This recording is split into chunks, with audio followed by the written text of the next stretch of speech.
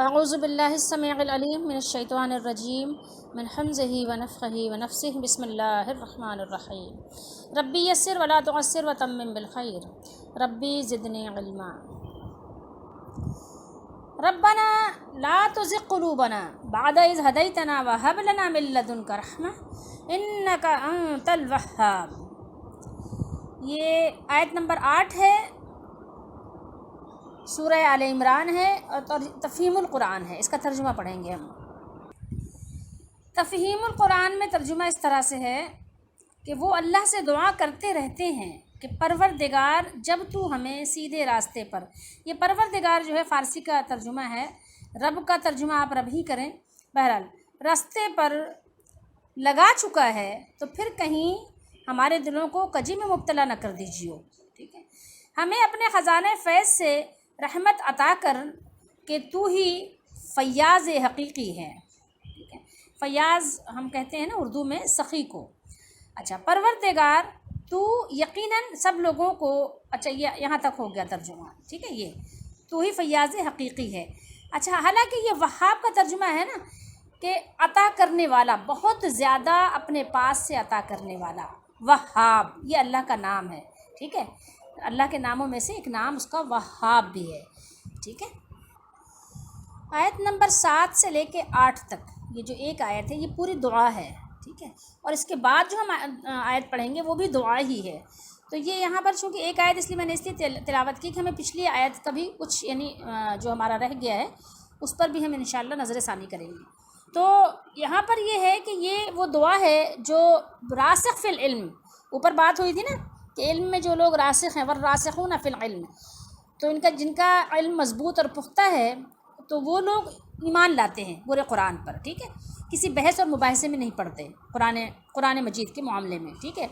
تو وہ لوگ یہ دعا بھی کرتے ہیں، اس کے ساتھ دیکھیے اس کے ساتھ ہی یہ دعا ہے، بالکل اس کے ساتھ ملی ہوئی ہے کہ یہ وہ دعا ہے جو راسخ فی العلم حضرات اللہ تعالیٰ کے حضور کرتے رہتے ہیں، ہدایت پر ثابت قدمی کی دعا کے ساتھ قیامت کے دن اللہ کے سامنے پیش ہونے کا یقین بھی ہر وقت ان کے پیش نظر رہتا ہے، کیونکہ اس کے آگے جو ہم دعا پڑھیں گے ربنا انکا جامع الناس، دیکھیے یہاں پر بھی ہم ربنا سے دعائیں پڑھ رہے ہیں نا۔ ابھی یہ سورہ آل عمران میں غالباً یہ پہلا ربنا ہے جو ہم نے یہاں، اور پھر یہ دوسرا ہے، ٹھیک ہے، ساتھ ہی ساتھ۔ اچھا، اس کے بعد یہ ہے کہ ان کے یعنی نگاہوں کے سامنے ہر وقت جو آخرت کا منظر ہے وہ ان کے پیش نظر ہے، کیونکہ ان کی جو اصل کوشش ہے، جو ان کی یعنی اصل بنیاد ہے وہ آخرت ہی ہے، کیونکہ دنیا تو عارضی ہے، یہ تو گزر جانے والی چیز ہے۔ آپ کو معلوم ہے کہ جو یعنی کامیاب بزنس مین کہلاتے ہیں ان کی پلاننگ ہوتی ہے لانگ ٹرم، ٹھیک ہے، وہ کامیاب ہوتے ہیں۔ تو ہماری بھی پلاننگ لانگ ٹرم ہونی چاہیے کہ یہ کیا کہ وہ بس سامنے کی چیزوں کو لے لیا اور آگے کو ترک کر دیا، ایسا تو نہیں ہونا چاہیے نا۔ تو وہ اس کو کبھی بھی کوئی بھی عقل مند نہیں کہتا کہ ہاں، اس کو کہتے ہیں یار اس کی تو عقل ہی کم کام کرتی ہے نا، اس کی عقل تو گھٹنے میں ہے۔ خیر، تو اصل کوشش کیا ہے؟ آخرت کی ہے، اور دعا دنیا کے لیے ان کی نہیں ہوتی زیادہ۔ آپ انبیاء علیہ السلام کی دعائیں پڑھیے، صالحین کی دعائیں پڑھیے قرآن مجید میں، احادیث مبارکہ میں، وہ اپنے لیے دعا بھی کرتے ہیں تو اس میں کیا ہوتا ہے؟ اللہ کی تعریف ہوتی ہے، اس کی بزرگی کا بیان ہوتا ہے، اور اس کی حمد و ثنا ہوتی ہے، اور اس کے بعد اپنی ایک چھوٹی سی معمولی سی جو ہے نا عرضی پیش کر دی جاتی ہے اسی کے ساتھ ساتھ، ٹھیک ہے، بس اتنی ہی بات ہوتی ہے، آپ دیکھ لیں۔ اور ہماری دعاؤں میں دنیا ہی دنیا، آگے بھی پیچھے بھی ادھر بھی ادھر بھی، بس وہ آخرت کا ایک سرسری سے ایک نظر ڈال لیتے ہیں جو رسمن، ٹھیک ہے۔ حضرت ام سلمہ رضی اللہ تعالیٰ عنہ وہ بیان کرتی ہیں کہ رسول اللہ صلی اللہ تعالیٰ علیہ وآلہ وسلم اکثر یہ دعا کیا کرتے تھے، یا مقلب القلوب ثبت قلبی علی دینک، اے دلوں کو پھیرنے والے میرے دل کو اپنے دین پر ثابت رکھ، ٹھیک ہے۔ یا مقلبل یہ اس سے ہے قلب سے، ٹھیک ہے، مقلبل پھرنے والا، قلب یعنی بدلنے کو کہتے ہیں، بدلنے کو، قلب کو، دل کو قلب اس لیے کہتے ہیں کہ دل بھی بدلتا رہتا ہے نا، اس کی حالت بھی ایک جیسی نہیں رہتی، ہمیشہ تبدیل ہوتا رہتا ہے، اسی وجہ سے دل کو قلب کہتے ہیں کہ اس کا جو حال ہے وہ چینج ہوتا رہتا ہے، ٹھیک ہے۔ تو ثبت قلبی، میرے قلب کو ثابت رکھ، کہاں پر؟ علی دینک، اپنے دین پر، ٹھیک ہے، اپنے دین پر میرے دل کو ثابت قدمی عطا فرما کہ وہاں وہ ٹھہر جائے، دین سے ادھر ادھر انحراف نہ کرے، آگے پیچھے نہ ہو، آمین۔ ربنا لا تزغ قلوبنا بعد اذ ہدیتنا، اے ہمارے رب جب تو نے ہمیں ہدایت عطا فرمائی ہے، ہدایت بخشی ہے، تو اس کے بعد ہمارے دلوں کو ٹیڑھا نہیں کیجیے گا، ہمارے دلوں کو ٹیڑھا نہیں کیجیے۔ دلوں کو جب آپ نے ہدایت پر قائم کر دیا ہے تو اب ان دلوں کو اب انہیں اس سے دور نہیں کیجیے گا، اور ہمیں ان لوگوں کی طرح نہیں بنا دیجیے مولا جن کے دلوں میں کجی ہے، ٹیڑھا پن ہے، اور جو قرآن مجید کی متشابہات جو قرآن مجید کی متشابہات کی آیات ہیں انہی کی اتباع کرتے رہتے ہیں۔ اللہ ہمیں آپ ان کی طرح نہیں بنائیے گا، ٹھیک ہے، بلکہ ہمیں اپنے صراط مستقیم اور مضبوط اور مستحکم دین پر قائم اور ثابت قدم رکھیے مولا۔ یہ مولا ہمارے بس کی بات نہیں ہے، صرف آپ کے بس کی بات ہے۔ وَهَبْ لَنَا مِن لَّدُنْكَ رَحْمَةً وَهَبْ لَنَا مِن لَّدُنْكَ رَحْمَةً، اے میرے مالک، وَهَبْ لَنَا، اور ہمیں اپنے پاس سے عطا فرما، کیا عطا فرما؟ رحمت عطا فرما، من لدنک رحمہ، لدن کا یہ جو لدا ہے نا، کہاں ہے یہ لدا، ٹھیک ہے، یہ عندہ ہی کی طرح ہے، لیکن اس کا مطلب ہوتا ہے، اس کے کئی لغات ہیں، ٹھیک ہے، تو اس کا معنی یہ ہوتا ہے کہ کوئی چیز پاس موجود ہو، اور عندہ کا معنی ہوتا ہے، مثال کے طور پہ میں آپ سے کہوں کہ میرے پاس 1,00,000 روپیہ ہے، ٹھیک ہے، میں آپ کو 1,00,000 روپیہ دے سکتی ہوں، دے سکتا ہوں، میرے پاس ہے تو صحیح، لیکن میرے پاس میرے ہاتھ میں نہیں ہے، میری جیب میں نہیں ہے، میرے پرس میں نہیں ہے، میرے سیف میں نہیں ہے، میری ابھی اختیار میں نہیں ہے، مجھے اس کے لیے بینک جانا پڑے گا، ٹھیک ہے، وہ کہاں ہے؟ بینک میں رکھا ہوا ہے، تو ہے تو صحیح میرے پاس، لیکن وہ عندہ ہے، وہ لدا نہیں کہہ سکتے اس کو، سمجھ رہے ہیں بات کو؟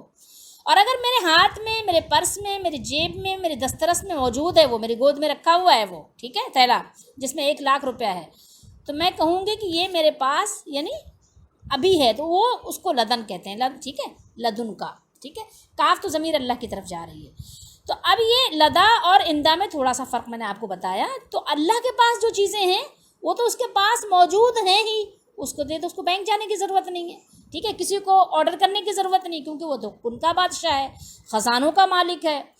تو یہ بات ہو رہی ہے یہاں پر کہ اپنے پاس سے، ہمیں اپنے پاس سے عطا فرما، کیا؟ رحمت عطا فرما، ٹھیک ہے، اور ہمیں اپنے پاس سے رحمت عطا فرما، کیونکہ اللہ کے پاس تو رحمت موجود ہے ہر وقت ہر آن، ٹھیک ہے، بس اس کی ایک حکم کی، اس کی ایک اجازت کی ضرورت ہے، جب اس کا حکم یا اس کی اجازت ہو جاتی ہے تو ہو جاتا ہے، مل جاتا ہے، جس سے تو ہمارے دلوں کو ثابت رکھے، اور ہمارے جو یعنی ہمارا اندر کا جو انتشار ہے، جو ہم منتشر ہیں، انتشار کو کیا کر دے؟ اجتماعیت سے بدل دے، اور ہمارے ایمان اور یقین میں اضافہ فرما، ٹھیک ہے، آمین۔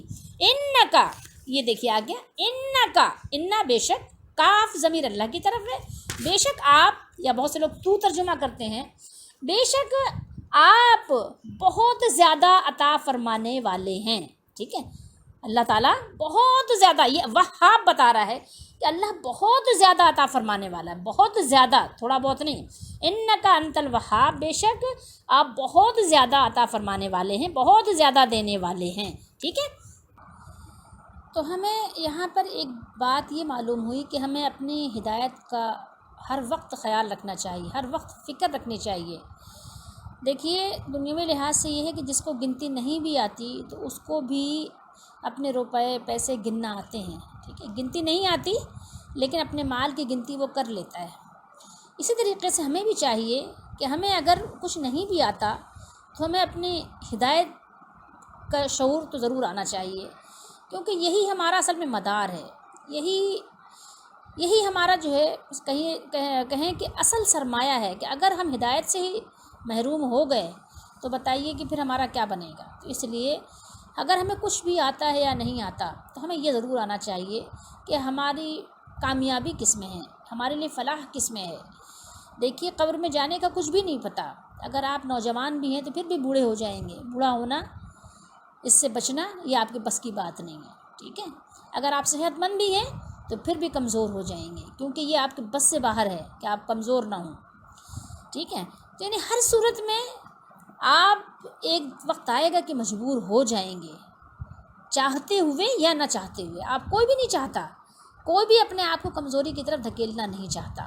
تو اس لیے ہمارا اور آپ کا یعنی کہنا چاہیے کہ فائدہ اسی میں ہے کہ ہم اپنے فائدے کا کام پہلے کریں، اپنی قبر کی تیاری کریں. ہمیں قبر میں جانا ہے تو قرآن مجید کو سمجھنے کی کوشش کریں. دیکھیں گنتی نہیں آتی پھر بھی روپیہ گننا تو آتا ہے نا، ہر ایک کو آتا ہے. تو اسی طریقے سے ہمیں کچھ بھی نہیں آتا تو ہمیں قرآن تو آنا چاہیے. قرآن تو پڑھیے آپ نا، جب پڑھیں گے تو یہ آ جائے گا انشاءاللہ. کیوں نہیں آئے گا بتائیے؟ کیونکہ آپ نے قرآن کو پڑھا ہی نہیں، اس لیے آپ کو نہیں آتا. قرآن آپ پڑھنا ہی نہیں چاہتے، قرآن آپ سننا ہی نہیں چاہتے، اس کا ترجمہ آپ پڑھنا ہی نہیں چاہتے. اگر آپ کو عربی نہیں آتی تو کوئی بات نہیں ہے، اردو ترجمہ پڑھیے نا. اردو ترجمہ، اردو تو سیکھ سکتے ہیں نا. لیکن بڑے افسوس کی بات ہے ہمارے یہاں بہت سے لوگوں کو اردو نہیں آتی. انگلش بول لیتے ہیں، اردو نہیں آتی ان کو. ایسے تو بول لیتے ہیں آئیے جائیے کھائیے پیجیے، یہ سب تو بول لیتے ہیں، ٹھیک ہے، لیکن ان کو اردو نہیں آتی، اردو الفاظ نہیں آتے جس کو اردو کہتے ہیں. ویسے تو ظاہر لینگویج ہے، ظاہر اپنے کام چلانے بھر کو تو سبھی بول لیتے ہیں، وہ اللہ تعالیٰ نے ہر ایک کو رکھا ہے نا. لیکن یہ ہے کہ اکثر لوگوں کو نہیں آتی. سیکھیے نا اردو. مطلب یہ کہ الفاظ جو اس طرح کے پڑھیں گے، بہت سے لوگوں کو متشابہات کا مطلب ہی نہیں پتہ ہوگا. میں نے ایک سے کہا ترتیب، تو اس نے کہا کہ ترتیب کیا چیز ہوتی ہے. ٹھیک ہے، ترتیب کیا چیز ہوتی ہے؟ میں نے اس کو بتایا سیکوینس. لیکن اچھا، تو اب آپ بتائیے کہ اب اگر کسی کو ترتیب کا معنی ہی نہیں پتہ تو اب اس کو کیسے بتائیں گے آپ ترتیب کسے کہتے ہیں؟ تو یہ ہے کہ اب آپ نے یہ اس میں تھوڑا دل لگانا ہے، اس میں تھوڑا سا آپ کے لیے جو ہے محنت کرنی ہے. کوئی چیز دیکھیں بغیر محنت کے نہیں آتی. تو بہت چند لوگ دنیا میں ایسے ہوتے ہیں جن کو بغیر محنت کے بھی کچھ آ جاتا ہے. ٹھیک ہے، بہت یعنی ایکسٹرا آرڈینری وہ ذہن لے کر آتے ہیں. ٹھیک، گاڈ گفٹڈ ہوتا ہے ان کے پاس کچھ، تو آپ اس کو چھوڑ دیجئے. لیکن آپ اپنا دیکھیے، بہت سے لوگ محنت سے بہت کچھ حاصل کر لیتے ہیں. تو آپ بھی قرآن سیکھنے کے لیے محنت کیجیے، یہی آپ کے کام آئے گا. کہیں ایسا نہ ہو کہ قبر میں آپ جب جائیں تو آپ کو جواب ہی نہ بن پڑے، آپ کہیں کہ وہ میں وہی کہتا تھا جو لوگ کہتے تھے، میں تو وہی کہتی تھی جو لوگ کہتے تھے. تو کیا ہوگا بتائیے؟ آپ نے قرآن کھولا ہی نہیں، قرآن پڑھا ہی نہیں، قرآن سیکھا ہی نہیں، قرآن سمجھا ہی نہیں، قرآن کے مطابق زندگی کو بنایا ہی نہیں، تو کیا بنے گا؟ تو اب دیکھیے کہ یہ دعا یاد کر لیجئے اور دعا پڑھا کیجئے. اور یہ دعا میں نے جو یہ تو قرآن میں ہی ہے، اور ایک دعا بتائی تھی نا آپ کو، یا مقلب القلوب ثبت قلبی علی دینک، یہ دعا میں نے آپ کو بتائی تھی، یہ ترمذی شریف کے حوالے سے. ٹھیک ہے، یہ دعا ترمذی شریف میں آپ کو مل جائے گی کتاب الدعوات میں. اب ہم تھوڑی سی بات کریں گے اس سے متعلق جو ہم نے آیات محکمات اور آیات متشابہات اس سے پہلے پڑھی تھی. ٹھیک ہے، تو اس کے متعلق تھوڑی بات یہ کریں گے کہ والراسخون فی العلم کا جو لفظ ہے، تو یہ جو یعنی جملہ ہے، یہ لفظ اللہ پر عطف ہے. ٹھیک ہے، یعنی اہل زیغ متشابہ آیات کا پیچھا فتنے کی تلاش کے لیے اور ان سے فاسد معنی مراد لینے کے لیے کرتے ہیں. اللہ نے فرمایا نا کہ وہ اس لیے کرتے ہیں کہ اس سے یعنی الٹے سیدھے معنی نکالیں. اور یہ کیوں کرتے ہیں اس کی بھی وجہ ہے. ٹھیک ہے، وہ اپنے فرقے کو یا تو ڈیفینڈ کر رہے ہوتے ہیں.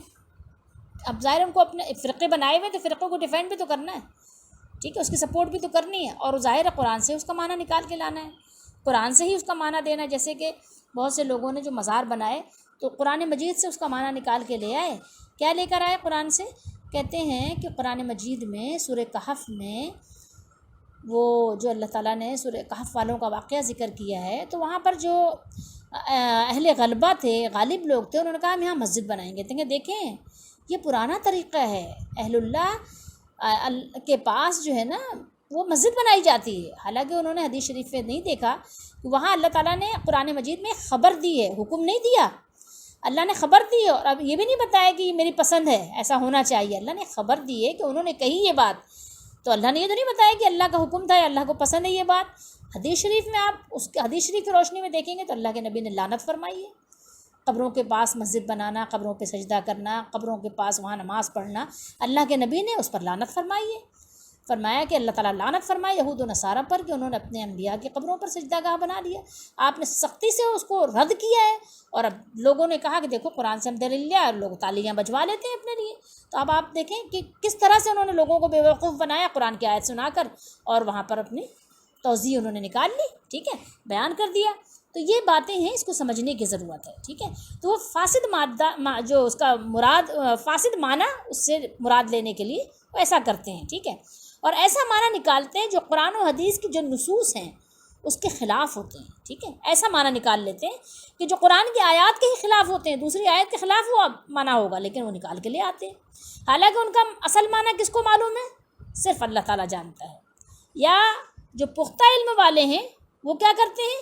وہ تو کیا کہتے ہیں، وہ تو صاف کہہ دیتے ہیں، وہ کہتے ہیں کہ ہم اس پر ایمان لائے، یہ سب ہمارے رب کی طرف سے حق ہے، ٹھیک ہے، اسی کی طرف اس کا نزول ہوا ہے، اس لیے ان کا ایسا معنی مراد نہیں ہو سکتا کہ جو قرآن مجید کی دوسری آیات یا احادیث مبارکہ کے خلاف ہو، ایسا معنی وہ نہیں کرتے، وہ ڈرتے ہیں اللہ سے نا، اور پھر وہ دعا بھی کرتے ہیں ربنا لا تزغ قلوبنا، ٹھیک ہے، اس کے آگے ہی وہ دعا بھی کرتے ہیں کہ کہیں ایسا نہ ہو کہ بھائی لوگوں کی باتوں میں آ کے ہمارے دل بھی ٹیڑھے ہو جائیں، شیطان ہمیں بھی فتنہ میں مبتلا کر دے۔ اور یہ اولو الالباب، اس سے پہلے بھی میں نے آپ کو بتایا تھا کہ وما یذکر الا اولو الالباب، الباب جو ہے میں نے آپ کو بتایا تھا کہ لبن کی جمع ہے، جس کا معنی کیا ہے؟ خالص عقل ہے، ٹھیک ہے، جس عقل میں خواہش پرستی یعنی خواہش جو اپنے آپ کے نفس پرستی یا بدعت شرک کی آمیزش نہ ہو، ٹھیک ہے۔ اچھا، اگر ایسی عقل ہے تو وہ تو لبن ہے، ٹھیک ہے، لیکن جس عقل میں خواہش پرستی ہو یا بدعت یا شرک کی آمیزش ہو وہ لبن نہیں کہلاتی، سمجھ رہے ہیں بات کو؟ مقصد یہ ہے کہ متشابہ کے اصل معنی تک رسائی کی توفیق اہل علم کو بھی ان کو بھی نہیں ہے اس کا علم۔ کیوں؟ اس لیے کہ اگر ان کے پاس اس کا علم ہوتا تو وہ یہ تو نہیں کہتے نا، کہ نہ تو وہ ایسا کہتے اور نہ ان کے لیے ایسا کہا جاتا۔ دیکھیے قرآن نے کیا کہا ہے، اور دوسری آیتیں متشابہ ہیں، بس وہ لوگ جن کے دلوں میں کجی ہے، کجی زیغ ٹیڑھاپن ہے، سو وہ پیروی کرتے ہیں ان آیتوں کی جو متشابہ ہیں۔ کیوں کرتے ہیں؟ قرآن سے ان کا مقصد کیا ہوتا ہے؟ فتنہ انگیزی، ٹھیک ہے، یہ مقصد بریکٹ میں اس لیے ہے کہ ظاہر فتنہ انگیزی ہی ان کا جو ہے اصل یعنی جو وجہ ہے، فتنہ انگیزی کی تلاش کے لیے ایسا کرتے ہیں، ٹھیک ہے، اور معنی کی تلاش ہے، ٹھیک ہے، وابتغاء تعویلی، ٹھیک ہے، تعویل کی تلاش کرتے ہیں، یعنی غلط تعویل۔ ابھی ہم آپ کو تعویل کا بھی مطلب بتا دیتے ہیں کہ تعویل کا کیا مطلب ہے، قرآن میں کس طرح سے کس طور پر یہ تعویل کا لفظ آیا ہے، ٹھیک ہے، اور نہیں جانتا اس کے صحیح معنی کو بغیر یعنی سوائے الا اللہ، سوائے اللہ تعالیٰ کے، ٹھیک ہے، اور پختہ علم والے کہتے ہیں ہم ایمان لائے، ساتھ اس کے سب ہمارے رب کی طرف سے ہے، سب رب کے پاس سے ہے، بس، ٹھیک ہے، اتنی بات ہے۔ اب اگر بعد میں آنے والے یہ کہتے ہیں کہ ہمیں ان کے معنی معلوم ہیں، ٹھیک ہے، ورنہ نعوذ باللہ استغفر اللہ اس کے نزول کا فائدہ ہی نہیں ہے، تو اب یہ وہی جانتے ہیں کہ وہ کہاں سے کہتے ہیں، ان کے پاس کون سا الہام ہوا ہے یا ان کے پاس کون سی وحی آئی ہے، اب یہ وہ خود جانتے ہیں، خود اس کے جواب دہ ہیں، ہم تو بس اس پر ایمان لاتے ہیں جو ہمارے رب نے فرمایا اور اللہ کے نبی صلی اللہ علیہ وسلم نے ہمیں سکھایا اور صحابہ کرام رضی اللہ تعالیٰ عنہم نے عمل کر کے دکھایا، ٹھیک ہے، ہم انہی کی پیروی کرنے کی کوشش کرتے ہیں۔ جیسے کہ حضرت مجاہد رحمۃ اللہ علیہ فرماتے ہیں کہ اے اللہ ہمیں توفیق دے کہ ہم اپنے اگلوں کی پیروی کریں، ٹھیک ہے، یہ تابعی بزرگ ہیں، صحابہ کرام کی پیروی کریں اور ہمارے پیچھے آنے والے ہمارے پیچھے چلیں۔ کیوں؟ اس لیے کہ ظاہر ہے یہ اسی پہ چل رہے ہیں نا، اسی پیٹرن پہ چل رہے ہیں جس پہ صحابہ چلے تھے، تو اسی پہ جو چل رہے ہیں ہمیں بھی اللہ اسی ٹریک پہ چلا دے، آمین۔ تو اگر کوئی 500 سال بعد آنے والا، 1000 سال بعد آنے والا، 1200 سال بعد آنے والا، اگر وہ اتنے بڑے سمندر کو عبور کر کے کراس کر کے وہ کہتا ہے کہ جی ہمیں تو معلوم ہے، تو اب ظاہر ہے خود ہی وہ جواب دہ ہوگا، ہم تو ظاہر اس کا جواب نہیں دینے والے، تو ہم تو بس ہمارے سامنے قرآن موجود ہے اور اللہ کے نبی صلی اللہ علیہ وسلم کا فرمان بھی موجود ہے کہ جو قرآن اور حدیث کو تھامے گا صحابہ کرام کے فہم کے مطابق، اس بات کو ہمیشہ اپنے ذہن میں رکھا کریں، اس کو مستحضر رکھا کریں، بھولا نہیں کریں، تو وہ انشاءاللہ گمراہ نہیں ہوگا، اللہ کی رحمت، اس کی تائید، اس کی نصرت شامل حال ہوگی، تو بندہ گمراہ نہیں ہوگا۔ تو یہی بات ہے، ٹھیک ہے، ہم جو ہے غلط تعویل نہیں کر سکتے، قرآن مجید کی تعویل کی بات ابھی ہم کریں گے۔ اب ہم آپ کو ایک دعا بتاتے ہیں، دعا کیا ہے؟ رسول اللہ صلی اللہ علیہ وسلم کی ہے، کس حوالے سے ہے؟ مستدرک حاکم، مسند احمد وغیرہ کے حوالے سے یہ دعا ہے۔ اچھا، دعا ہے کہ اللہ کے نبی صلی اللہ تعالیٰ علیہ وآلہ وسلم نے، اور اس کے علاوہ بھی دعائیں ہیں جو بخاری وغیرہ میں بھی ہیں، لیکن یہ یہاں پر جو دعا ہے خاص، اللہم فقہہ فی الدین وعلمہ التأویل، ٹھیک ہے، ابن عباس رضی اللہ تعالیٰ عنہما کو آپ نے یہ دعا دی تھی کہ اے اللہ اسے دین میں سمجھ عطا فرما اور اسے تعویل کا علم عطا فرما. ٹھیک ہے، اب یہاں کیا آپ اس سے نتیجہ نکالیں گے کہ تعویل کا علم ان لوگوں کو ہے جو علم میں راسخ ہیں. ٹھیک ہے، ان کو ہوتا ہے. تو اب یہ ہم آپ کو ایک چیز بتانا چاہتے ہیں تفسیر احسن البیان کے حوالے سے، کہ وہ کہتے ہیں کہ تعویل کے ایک معنی تو ہیں کسی چیز کی اصل حقیقت. ٹھیک ہے، اصل معنی، اصل حقیقت.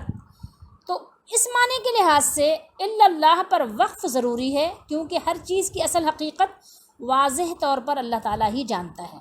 ٹھیک ہے، اس کے علاوہ نہیں جانتا کوئی، واضح حقیقت اللہ ہی جانتا ہے. یہ ہم آپ کو بتا رہے ہیں احسن البیان کے حوالے سے. اور کہہ رہے ہیں کہ دوسرا معنی ہے کسی چیز کی تفسیر اور بیان اور توضیح. اس اعتبار سے الا اللہ پر وقف کے بجائے والراسخون فی العلم پر بھی وقف کیا جا سکتا ہے، کیونکہ مضبوط علم والے بھی صحیح تفسیر و توضیح کا علم رکھتے ہیں. مضبوط علم والے کہہ رہے ہیں صحیح تفسیر و توضیح کا علم رکھتے ہیں. تعویل کے یہ دونوں معنی قرآن کریم کے استعمال سے ثابت ہیں. ٹھیک ہے، یہ میں نے آپ کو بتایا کہاں سے؟ احسن البیان کے حوالے سے. اب ہم جو ہے مزید آگے چلتے ہیں. آپ کو ہم ایک حدیث شریف سناتے ہیں. ام المومنین اماں سیدہ عائشہ صدیقہ رضی اللہ تعالیٰ عنہ سے روایت ہے. آپ فرماتی ہیں کہ رسول اللہ صلی اللہ علیہ وآلہ وسلم نے اس آیت کو جو ہم نے ابھی آپ کو تلاوت کی ہے آپ کے سامنے، کہ فرماتی ہیں کہ آپ نے اس کو پڑھا. کیسے پڑھا؟ اولو الالباب تک پڑھا، اور پھر فرمایا جب تم ان لوگوں کو دیکھو جو متشابہات کے پیچھے پڑتے ہیں تو سمجھ لو کہ یہ وہی لوگ ہیں جن کا اللہ تعالیٰ نے نام لیا ہے، سو تم ان سے بچو. ٹھیک ہے، ان سے بچو. یہ بخاری شریف کی حدیث شریف ہے. آپ کو اسی کی تفسیر میں، آیات محکمات کی تفسیر میں مل جائے گی 4547 پر. اب ہم آپ کو معارف القرآن کے حوالے سے کچھ چیزیں بتانا چاہیں گے. والراسخون فی العلم یقولون آمنا بہ. کہتے ہیں کہ راسخون فی العلم سے کون لوگ مراد ہیں؟ اس میں کہہ رہے ہیں کہ علماء کے اقوال مختلف ہیں. راجح قول یہ ہے کہ ان سے مراد اہل سنت والجماعت ہیں جو قرآن و سنت کی اسی تعبیر و تشریح کو صحیح سمجھتے ہیں جو صحابہ کرام، سلف صالحین اور اجماع امت سے منقول ہو، اور قرآنی تعلیمات کا محور اور مرکز محکمات کو مانتے ہیں، اور متشابہات کے جو معانی ان کے فہم و ادراک سے باہر ہیں اپنی کوتاہ نظری اور قصور علمی کا اعتراف کرتے ہوئے ان کو اللہ کے سپرد کرتے ہیں. وہ اپنے کمال علمی اور قوت ایمانی پر مغرور نہیں ہوتے، بلکہ ہمیشہ حق تعالیٰ سے استقامت اور مزید فضل و عنایت کے طلبگار رہتے ہیں. ان کی طبیعتیں فتنہ پسند نہیں ہوتی کہ متشابہات ہی کے پیچھے لگی رہیں. وہ محکمات اور متشابہات سب کو حق سمجھتے ہیں، کیونکہ انہیں یقین ہے کہ دونوں قسم کی آیات ایک ہی سرچشمے سے آئی ہیں. ٹھیک ہے، البتہ ایک قسم یعنی محکمات کے معانی ہمارے لیے معلوم کرنے مفید یعنی فائدہ مند، نفع بخش اور ضروری تھے، تو اللہ تعالیٰ نے وہ پوشیدہ نہیں رکھے، وہ ہمارے لیے کھول کھول کر بیان فرما دیے. ٹھیک ہے، وہ ہمارے لیے اللہ تعالیٰ نے واضح کر دیے، اس کو روشن کر دیے اللہ تعالیٰ نے ہمارے لیے. اور دوسری قسم یعنی متشابہات جو ہیں ان کے معانی کو اللہ تعالیٰ نے اپنی مصلحت سے بیان نہیں فرمائے، تو کیا ہوا؟ تو لہٰذا ان کا معلوم کرنا بھی ہمارے لیے نہ ضروری ہے نہ مفید ہے. ٹھیک ہے، ایسی آیات پر ایمان اجمالاً لے آنا ہی ہمارے لیے کافی ہے، وہی ہمارے لیے کافی اور شافی ہے، وہی ہمارے لیے فائدہ مند، وہی ہمارے لیے بہتر ہے. ٹھیک ہے، اسی میں ہمارے لیے نجات اور اسی میں ہمارے لیے اخروی بینیفٹس جو ہیں موجود ہیں. اب آپ کو ہم کچھ تفسیر ابن کثیر کے حوالے سے بتانا چاہیں گے. وہ فرماتے ہیں کہ متشابہات کی مراد اصلی کو اللہ تعالیٰ ہی جانتا ہے، اور انہوں نے کہا کہ ارشاد باری تعالیٰ ہے وما یعلم تأویلہ الا اللہ، حالانکہ مراد اصلی اللہ کے سوا کوئی نہیں جانتا. تو کہہ رہے ہیں کہ قرہ کا اس مقام پر وقف کے بارے میں اختلاف ہے. کہا گیا ہے کہ یہاں وقف اسم جلالہ پر ہے، جیسا کہ حضرت ابن عباس رضی اللہ تعالیٰ عنہما کے حوالے سے قبل ازی کہہ رہے ہیں کہ انہوں نے بیان کیا ہے، اس سے پہلے انہوں نے کچھ بیان کیا ہوگا۔ اچھا، تو کہہ رہے ہیں کہ اس کی تفسیر 4 طرح سے ہے۔ نمبر 1، جس کے سمجھنے میں کسی کو بھی معذور قرار نہیں دیا جا سکتا، یعنی کوئی بھی معذور نہیں ہے، سب سمجھ سکتے ہیں اس کو۔ نمبر 2 کہتے ہیں کہ جسے عرب اپنے لغات کے حوالے سے جانتے ہیں کہ لغوی اعتبار سے اس کا کیا معنی بن سکتا ہے۔ نمبر 3 کہتے ہیں جسے علم میں دستگاہ کامل رکھنے والے ہی جانتے ہیں، ٹھیک ہے، یعنی جس کو علم کامل ہو، عبور ہو عربی پر بھی وغیرہ۔ اور نمبر 4 کہتے ہیں جسے اللہ تعالیٰ کے سوا اور کوئی نہیں جانتا، اللہ تعالیٰ کے سوا کوئی نہیں جانتا، ٹھیک ہے، یہ انہوں نے بتایا۔ یہ قول یعنی اس کی حقیقی مراد صرف اللہ ہی جانتا ہے۔ اور اس کے علاوہ کہہ رہے ہیں کہ ام المومنین اما عائشہ صدیقہ رضی اللہ تعالیٰ عنہما سے انہا سے عروہ وغیرہ کے حوالے سے اس کو روایت کیا ہے، ٹھیک ہے۔ اچھا، اس کے بعد چلیے دیکھیے یہاں پر ہم نے آپ کو یہ تفسیر ابن کثیر کے حوالے سے دکھا دیتے ہیں۔ قرآن میں تعویل کا لفظ 2 معنوں کے لیے استعمال ہوتا ہے، کسی چیز کی حقیقت اور انجام کے معنی میں، مثلا ارشاد باری تعالیٰ ہے وقال یا آبتی ھذا تعویل رؤیایا من قبل، یہ تو یوسف علیہ السلام کا قول ہے نا جو اللہ تعالیٰ نے یہاں بیان کیا ہے سورہ یوسف میں۔ اور یوسف علیہ السلام نے کہا ابا جان یہ میرے اس خواب کی تعبیر، خواب کی حقیقت ہے، ٹھیک ہے، جو میں نے پہلے یعنی بچپن میں دیکھا تھا۔ اور فرمایا نہیں، وہ دیکھا تھا نا کہ ایک سورج اور چاند اور 11 ستارے سجدہ کر رہے ہیں، وہ بات ہو رہی ہے۔ اور فرمایا هل ينظرون الا تأویلہ یوم یأتی تأویلہ، کیا یہ لوگ اس کے وقوع کے منتظر ہیں، یعنی انتظار کر رہے ہیں جس دن وہ واقع ہو جائے گا، ٹھیک ہے، یعنی اس امر میعاد کی حقیقت ان کے سامنے آ جائے گی جس کی انہیں خبر دی گئی ہے۔ اگر تعویل کے یہ معنی ہو تو پھر وقف لفظ جلالہ پر ہوگا، کیونکہ امور کی حقائق اور ان کو یعنی واضح طور پر اللہ تعالیٰ ہی جانتا ہے، ٹھیک ہے، یہ بات انہوں نے کی۔ اب یہاں دیکھیے کہ یہ کہ نبی علیہ السلام کا قول ذکر کیا ہے کہ نبی کی تعویل تو لازمی بات ہے کہ وہ حق پر مبنی ہوتی ہے، سچائی پر مبنی ہوتی ہے، ٹھیک ہے، یہاں کوئی غیر نبی کی بات تو نہیں ہو رہی ہے۔ اور یوسف علیہ السلام کے لیے یہ بات بھی ہے کہ اللہ تعالیٰ نے ان کو خوابوں کی تعبیر سکھائی تھی، اللہ نے قرآن میں خود فرمایا کہ اللہ تعالیٰ نے ان کو اس کی تعبیر اللہ تعالیٰ نے عطا فرمائی تھی۔ اور ظاہر جو چیز اللہ تعالیٰ عطا فرمائے وہ تو حق پر مبنی ہے، اس میں تو ظاہر کسی قسم کی کوئی یعنی نقص کی تصور کی بات ہی نہیں ہو سکتی۔ اور پھر یہ بتاتے ہیں نمبر 2 کہ اگر تعویل سے دوسرے معنی مراد ہوں، جیسے کہ آپ صلی اللہ علیہ وسلم نے عبداللہ بن عباس رضی اللہ تعالیٰ عنہما کو دعا دی تھی، ٹھیک ہے، کہ اللہ تعالیٰ اس کو تعویل کا علم عطا فرما اور دین کی فقہ عطا فرما، یعنی کسی چیز کی تفسیر، بیان اور تعبیر، جیسا کہ قرآن مجید میں ہے نبئنا بتأویلہ، ٹھیک ہے، یہ بھی سورہ یوسف کی آیت ہے، ہمیں اس کی تعبیر بتا دیجیے۔ یعنی وہ لوگ آئے تھے تعبیر پوچھنے یوسف علیہ السلام سے، تو یہ کوئی غیر نبی سے تو پوچھنے نہیں آئے تھے، ٹھیک ہے، اور اگر اس کے یہ معنی مراد ہوں تو پھر والراسخون فی العلم پر وقف ہوگا، کیونکہ اس اعتبار سے وہ اسے جانتے اور سمجھتے ہیں، تو کسی غیر نبی کی یہاں بات نہیں ہے، کوئی غیر نبی کچھ نہیں سمجھتا اس طرح سے۔ تو یہ جو یہاں پہ مثال ہے وہ نبی علیہ السلام کے لیے ہے۔ اور یہ غیر نبی میں جو ہمارے یہاں جو علماء کے نام پر جو لوگ تعویلات کرتے ہیں قرآن مجید کی آیات کی یا احادیث مبارکہ کی، تو ان کے لیے مطلب یہ ہے کہ بہت افسوس کی بات ہے، ان کو سوچنا چاہیے کہ ان کو یہ حق نہیں پہنچتا، ٹھیک ہے، ان کو یہ حق نہیں پہنچتا۔ یہ جو یہاں مثال دی گئی ہے وہ نبی علیہ السلام کے لیے ہے، ٹھیک ہے، ایک نبی کی مثال دے کر پھر آپ غیر نبی کو لا کر وہاں پر آپ بٹھا دیں تو یہ بات مناسب نہیں ہوتی۔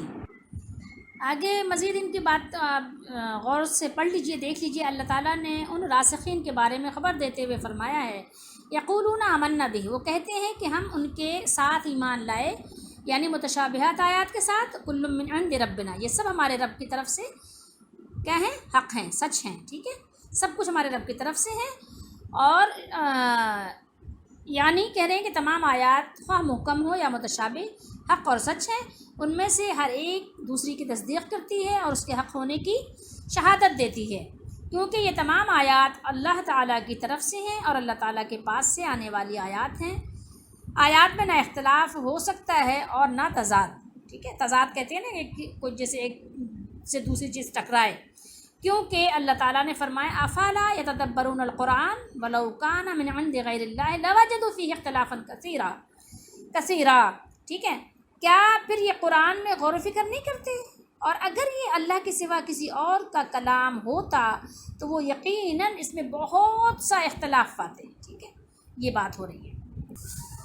ہمارے لیے دنیا اور آخرت میں عافیت اسی میں ہے کہ ہم صحابہ کرام رضی اللہ تعالیٰ عنہم کو تھام لیں، تو انشاءاللہ تعالیٰ ہمیں نجات ملے گی. قرآن مجید کی کچھ آیات ایسی ہیں کہ جس کے آپ کئی معنی نکال سکتے ہیں. ٹھیک ہے، اس کے ملتے جلتے معنی ہو سکتے ہیں، اس کے معنی اور آپ پہنا سکتے ہیں، تو اس سے ہمیں بچنا چاہیے.